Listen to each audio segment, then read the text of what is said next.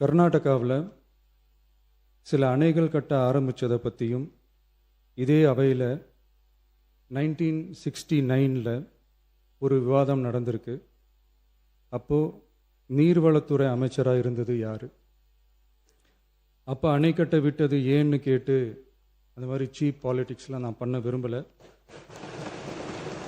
1969 முதல் மேகதாது வரை என்ன நடந்தது என்பதை இந்த வீடியோவில் டீட்டெயிலாக பார்க்கலாம்.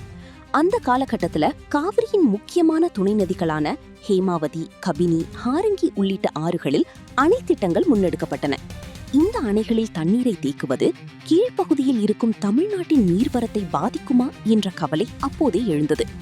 காலம் போக போக இந்த அணைகளும் காவிரி நீர்ப்பகிர்வு விவகாரமும் தமிழ்நாடு கர்நாடகா இடையிலான மிகப்பெரிய அரசியல் பிரச்சனையாக மாறியது. 1969 தமிழ்நாட்டின் முதலமைச்சர் கலைஞர் கருணாநிதி. அந்த காலகட்டத்தில் நீர்வள நிர்வாகம் இன்று போல தனி நீர்வளத்துறையாக இல்லாமல் பொதுப்பணித்துறையின் நிர்வாக அமைப்புக்குள் இருந்தது. அதனால்தான் ஒரு கேள்வி பல ஆண்டுகளாக எழுப்பப்படுகிறது. அந்த நேரத்தில் கர்நாடகாவின் அணை திட்டங்களுக்கு தமிழ்நாடு எவ்வளவு வலுவாக எதிர்ப்பு தெரிவித்தது? அதுதான் சர்ச்சை.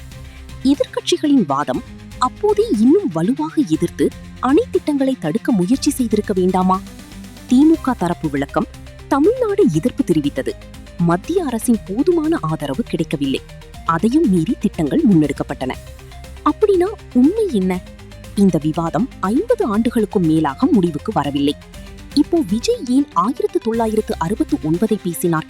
காரணம் மேகதாது. விஜய் நினைத்திருந்தால் இந்த வரலாற்றை வைத்து நேரடியாக திமுகவை தாக்கியிருக்கலாம்.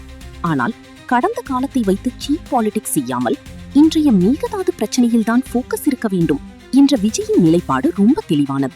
இது ஒரு கட்சியினுடைய பிரச்சனை கிடையாது, ஒட்டுமொத்த தமிழ்நாட்டினுடைய பிரச்சனை. மேகதாது அணை கட்டும் முயற்சிக்கு தமிழக வெற்றிக் கழகம் கடுமையான எதிர்ப்பை தெரிவிக்கும் என்றும் காவிரி விவகாரத்தில் எந்த சமரசமும் கிடையாது என்றும் அவர் கூறியிருக்கிறார்.